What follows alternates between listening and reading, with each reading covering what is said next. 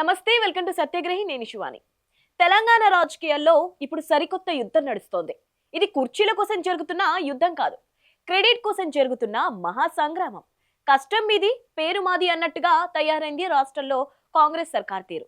దీనిపై political circles heat ఎక్కుతున్నాయి కూడా.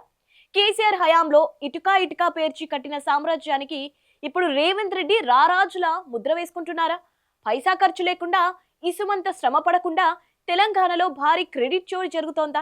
అసలు తెలంగాణ వాదులు లేవనెత్తుతున్న ఆ 27 మెగా ప్రాజెక్టుల వెనక ఉన్న అసలు కథ ఏంటి? ఒక ప్రాజెక్టు పుట్టాలంటే కేవలం సంతకం పెడితే సరిపోదు, దాని వెనుక ఒక విజన్ ఉండాలి. గత బీఆర్ఎస్ ప్రభుత్వం ఎన్నో ప్రణాళికలు వేసింది, సంస్కరణలు తెచ్చింది, ఎన్నో వ్యయ ప్రయాసాల కోర్చి అడ్డంకులను దాటుకుంటూ ఇటుకా పేర్చింది. హైదరాబాద్ నడిబొట్టున ట్రాఫిక్ కష్టాలు తీరుస్తున్న ఫ్లైఓవర్లు మొదలుకొని పల్లెల్లో ఎండిన భూములను తడుపుతున్న సాగునీటి ప్రాజెక్టుల వరకు అన్ని కేసీఆర్ మార్క్ వ్యూహాలకు సజీవ సాక్ష్యాలు. నిధులు కేటాయించింది బీఆర్ఎస్, శంకుస్థాపనలు చేసింది బీఆర్ఎస్, సింహభాగం పనులు పూర్తి చేసింది కూడా బీఆర్ఎస్ ప్రభుత్వమే. బీఆర్ఎస్ పాలనలో హైదరాబాద్ విశ్వనగరంగా ఎదిగింది. ఉపాధి అవకాశాలు పెరగడంతో దేశం నలుమూలల నుంచి ఉద్యోగస్తులు సిటీకి క్యూ కట్టారు. ఈ క్రమంలోనే ట్రాఫిక్ కష్టాలు కూడా పెరిగాయి. ట్రాఫిక్ సిగ్నల్లో గంటల పాటు నిరీక్షించే ఉద్యోగులు ఇక్కడ ఓ ఫ్లైఓవర్ కడితే ఎంత బాగుండో అంటూ మనసులో అనుకున్న సందర్భాలు కోకొల్లలాలు. హైదరాబాద్ వాహనదారుల కష్టాలను గుర్తించిన అప్పటి ఐటీ శాఖ మంత్రి కేటీఆర్ ట్రాఫిక్ ఇబ్బందులకు చెక్ పెట్టేందుకు ఓ బృహత్ ప్రణాళిక అమలు చేశారు. ఈ క్రమంలోనే strategic road development program project అంటే SRDP పురుడు పోసుకుంది. ఈ ప్రాజెక్టు ద్వారా వందలాది ఫ్లైఓవర్లు, అండర్ పాస్లు, బ్రిడ్జిలు, గ్రేడ్ సపరేట్స్ ఇలా ఎన్నో పనులు శరవేగంగా పూర్తయ్యాయి. SRDP ప్రాజెక్టు కింద చేపట్టిన అనేక అభివృద్ధి పనులను బీఆర్ఎస్ హయాంలోనే పూర్తి చేసింది. కానీ సీన్ కట్ చేస్తే సీట్లో కాంగ్రెస్ కు వచ్చింది. ప్రాజెక్టులు దాదాపు 95% పూర్తయ్యాయి. ఇక మిగిలింది కేవలం ఓపెనింగ్ మాత్రమే. సరిగ్గా ఇక్కడే రేవంత్ సర్కార్ తన మార్క్ పాలిటిక్స్ ప్లే చేస్తోందనే విమర్శలు వెలువెత్తుతున్నాయి.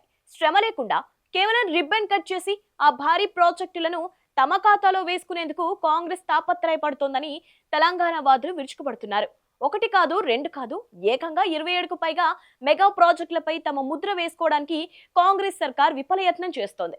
ఎన్నికల కోడ్ రావడం, కొద్ది మొత్తంలో పనులు మిగిలిపోవడంతో ప్రారంభోత్సవాలు వాయిదా పడ్డాయి. తీరా అధికారంలోకి వచ్చిన కాంగ్రెస్ ఇప్పుడు వాటికి రిబ్బన్లు కత్తిరించి వీటన్నిటినీ తామే పూర్తి చేసినట్టు క్రెడిట్ కొట్టేస్తుండటం విమర్శలకు తావిస్తోంది. దీనిపైనే సోషల్ మీడియా షేక్ అవుతోంది. ఒక్క హైదరాబాద్ అభివృద్ధి మాత్రమే కాదు, తెలంగాణ పల్లెల రూపురేఖలు, వ్యవసాయ దశదిశను మార్చిన ఘనత కూడా గత బీఆర్ఎస్ సర్కార్కే దక్కింది. ముఖ్యంగా ఉమ్మడి రాష్ట్రంలో కూనరిల్లిన తెలంగాణ వ్యవసాయ రంగాన్ని గాడిలో పెట్టేందుకు, రైతుల జీవితాల్లో కొత్త వెలుగులు నింపేందుకు కేసీఆర్ సర్కార్ ఎంతగానో కృషి చేసింది. తెలంగాణ సాగునీటి కష్టాలను తీర్చడానికి ఉద్దేశించిన కాళేశ్వరం ప్రాజెక్టు నుంచి సీతారామ వరకు అన్నిటిపై నాడు ప్రతిపక్ష కాంగ్రెస్ పార్టీ బురద చల్లే కార్యక్రమాన్ని నెత్తినేసుకుంది. తీరా అధికారంలోకి వచ్చాక ప్లేట్లు ఫిరాయించింది. బీఆర్ఎస్ హయాంలో శంకుస్థాపనలు చేసి మెజారిటీ పనులు పూర్తి చేసిన ఆయా ప్రాజెక్టులకు ఇప్పటి కాంగ్రెస్ సర్కార్ ఫోటోలకు పోజులిస్తూ రిబ్బన్లు కట్ చేసి ప్రారంభోత్సవాలు చేస్తోంది.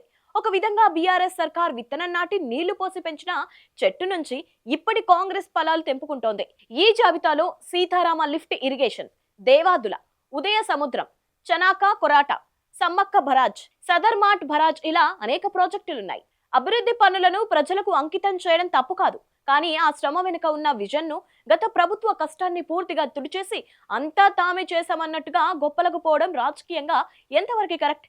కేసీఆర్ విజన్ కు కాంగ్రెస్ రంగులు పూలిమితే పనులు చేసినట్లేనా? ప్రజాస్వామ్యంలో ప్రజలు అన్ని గమనిస్తూనే ఉంటారు. మరి 90% పనులు పూర్తి చేసిన ప్రాజెక్టులకు కాంగ్రెస్ క్రెడిట్ తీసుకోవడంపై మీ సమాధానం ఏంటి? ఈ క్రెడిట్ చోరీపై మీ అభిప్రాయాలను తెలియజేయండి. నిజాలను నిర్భయంగా చూపే ఇలాంటి మరిన్ని పొలిటికల్ అనాలిసిస్ వీడియోల కోసం ఇప్పుడే మా ఛానల్ని సబ్స్క్రైబ్ చేసుకోండి.